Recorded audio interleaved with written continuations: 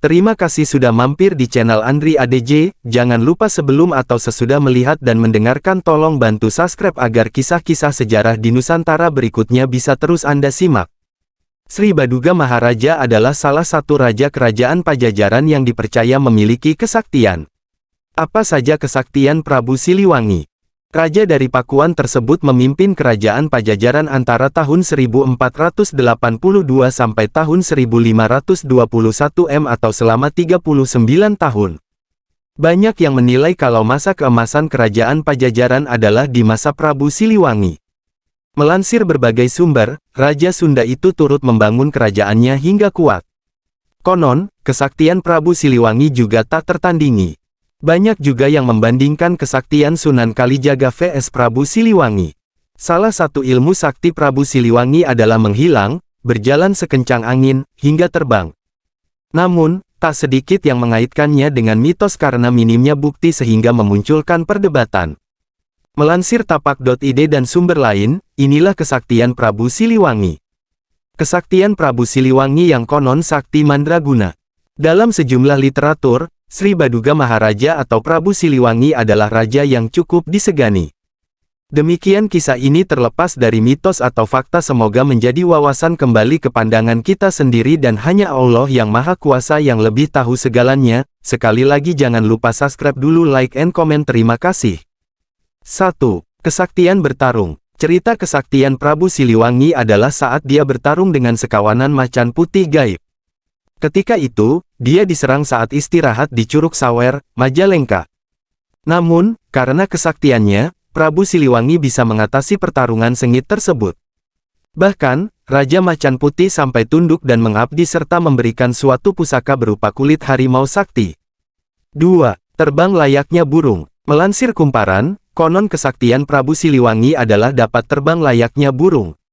Kesaktian tersebut dipercaya karena suatu pusaka yang dia miliki. Namun demikian, kebenarannya tersebut masih diperdebatkan. 3. Menghilang. Prabu Siliwangi adalah raja yang kerap bertapa, meditasi, atau bersemedi. Menurut sejumlah sumber, tempat pertapaan Prabu Siliwangi adalah gua, salah satunya berlokasi di Gua Sungging, Sukabumi.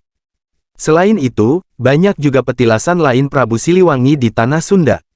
Dipercaya kalau ilmu sakti Prabu Siliwangi adalah menghilang yang didapat dari hasil bersemedi. Ilmu menghilang Prabu Siliwangi ini juga konon digunakan ketika dia moksa di hutan Sancang, Garut, untuk menghindari pertempuran dengan anaknya, Kian Santang. 4. Berjalan sekencang angin. Di era saat ini, mustahil untuk berjalan sekencang angin. Namun, di zaman dulu, kabarnya Prabu Siliwangi mempunyai ilmu sakti tersebut.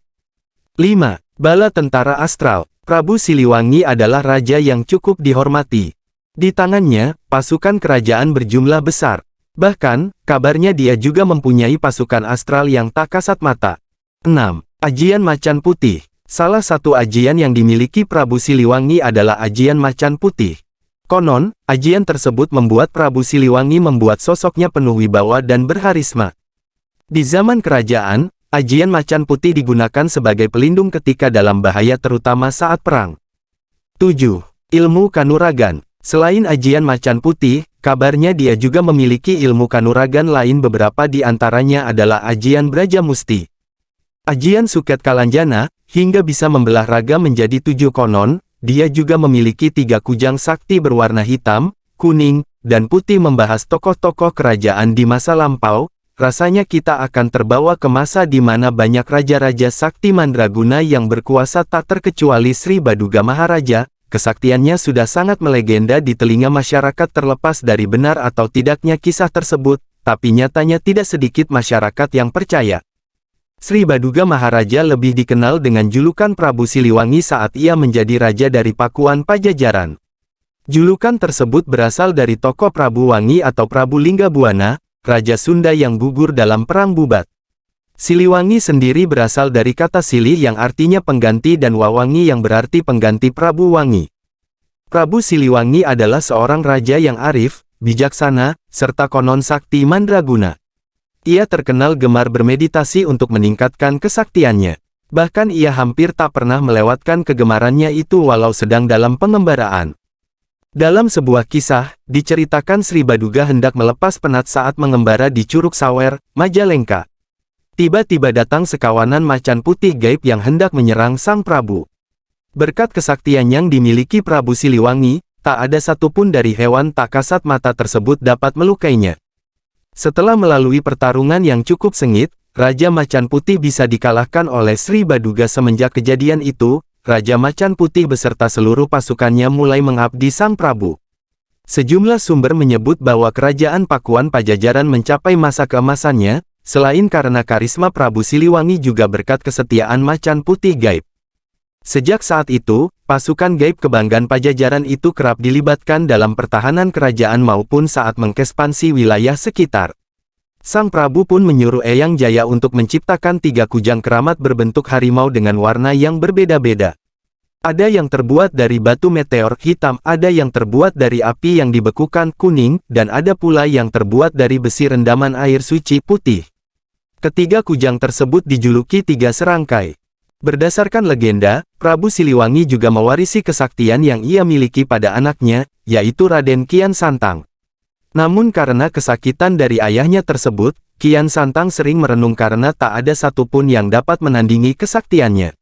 Alkisah, seorang kakek yang ditemui Kian Santang memberitahu bahwa di Mekah ada seseorang bernama Sayyidina Ali yang dapat menandingi kesaktiannya.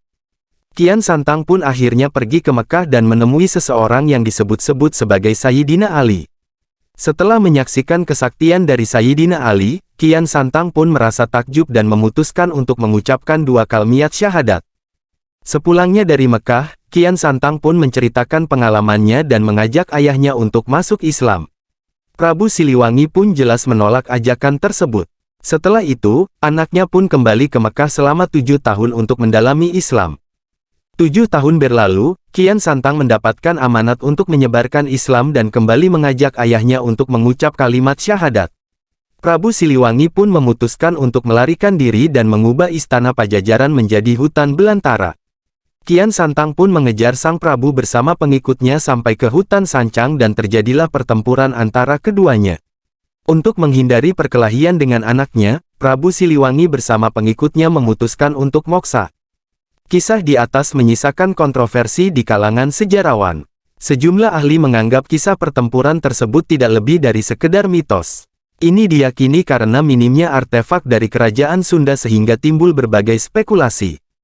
Dilansir dari Historia.id, arkeolog Universitas Indonesia, Agung Aris Munandar menyebut minimnya data dari kerajaan Sunda kuno. Namun dirinya belum dapat mengatakan alasan minimnya data tersebut. Legenda Prabu Siliwangi memang sudah tersohor seantero tanah air, namun untuk membuktikan kebenaran dari legenda tersebut perlu penelitian lebih lanjut dan mendalam saat ini. Yang dapat diteladani dari Prabu Siliwangi adalah tekadnya agar tidak terjadi pertumpahan darah dengan keturunan sendiri. Mitos atau fakta silahkan sikapi dengan motivasi penambahan wawasan dan pelestarian sejarah nenek moyang kita terdahulu. Sekali lagi silahkan subscribe, like, and comment agar kami semangat membuat karya atau konten kisah sejarah selanjutnya. Terima kasih, semoga Anda selalu sehat.